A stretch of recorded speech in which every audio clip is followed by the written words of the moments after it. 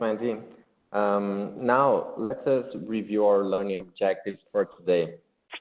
We'll firstly go through a brief introduction about benefits realization management and the PMO.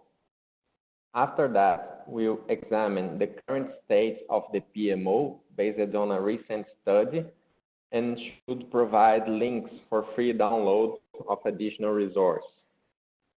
Then we'll get to the main points of this webinar that are the conclusion and recommendations for organizations and practitioners.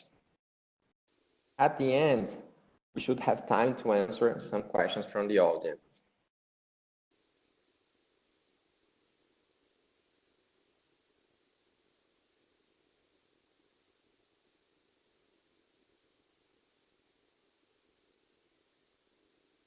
First of all, in the introduction, we are going to quickly review some of the most common types of PMO, and we will compare the PMO life cycle with the benefits realization management life cycle, where we should provide some examples of PMO activities.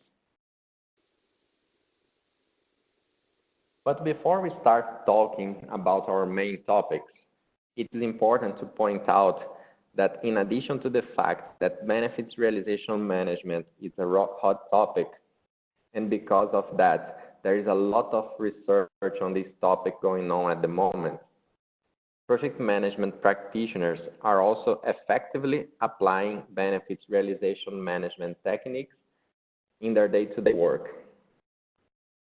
On your screen, you see just a few examples of organizations that published case studies online about their experience with benefits realization management. You can probably easily find these and other several similar case studies just by doing a search for benefits realization management case studies on Google. By reading those reports, we can see that many organizations from a variety of sectors are already benefiting from applying those practices.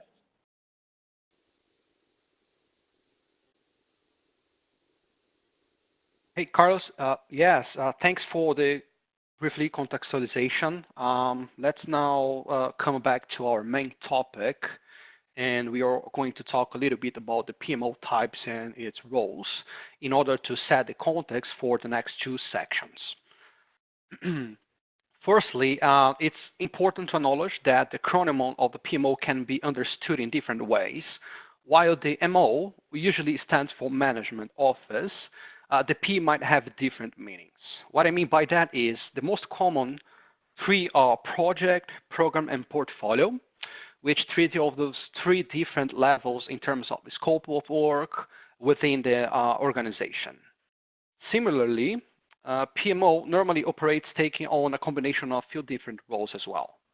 Some of the more common roles are the COE, which is pretty much the center of excellence, where the PMO is responsible for establishing standards and disseminating best practice alongside with auditing process. Another one is the governance, where the PMO supports the oversight of projects and programs itself, control and reporting, when the PMO is the main source of the truth and holds the data and information about the projects and programs. Another one is the general support and advice to the project and the program teams, and one which is we understand in the market delivering when the PMO has project managers and project teams in its own part of your structures, as you can see per this slide.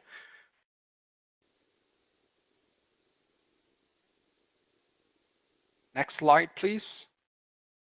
Cool. As we saw in the previous slide, the three main PMO types operate in different layers to support the strategy and execution, right? Organizations may set up the PMOs in various different ways, but their work must be aligned and converge into achievement of common set of objectives. Therefore, we understand that all types of PMOs can have a strategic impact in supporting the realization of benefits, although each level of PMO may operate in different stages of the benefits realization lifecycle.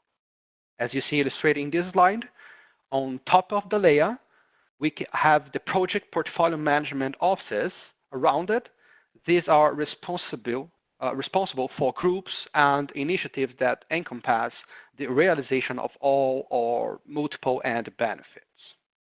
Then we have the program management offices in the intermediary layer, and a program delivers change related to the strategic objective and to the realization of one or few end benefits. The bottom layer is composed by the project management offices, and each of the project deliveries enables for the realization of one or a few benefits, although most times such benefits will be realized only after the project closure. It's fundamental to note that successful execution of the business strategies depends on project success itself, which is in the bottom layer. Therefore, all layers should be ultimately focused in making projects successful so they can enable the realization itself on the expected benefits. Even though all layers are important because of the success of the organization, it all depends on the success of the most relevant projects of their portfolio, what can only be orchestrated with the assistance for a program and portfolio level PMOs.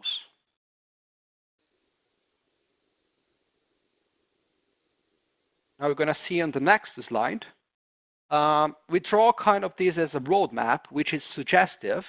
And at this point, you may ask me, what is the support to the benefits realization management process would actually look like in practical terms of the PMO? Here, we list some of the most common examples from the literature, which is starting from the one, identify and mapping benefits, supporting the production of business cases, tracking pre-delivery ability to realize benefits. Fourth, running BRM health checks and deep dives. Fifth, tracking post-delivery benefits realization. Sixth, tracking post-closure benefits realization. And the seventh, coordinating post-implementation reviews.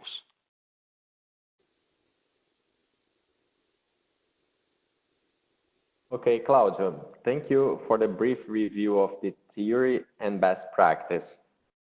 Now, we can progress to our second step and then talk about the reality. At the end of this section, we should have answered some of your questions, from the audience, like what are the PMOs actually doing to contribute with the benefits realization processes? Where are PMOs finding their main challenge along this process? Let me start by explaining how I gathered the information that will help me to answer those questions. In October 2018, I ran a workshop with around 90 PMO practitioners from various different organizations. In the workshop, I asked them to answer two simple questions.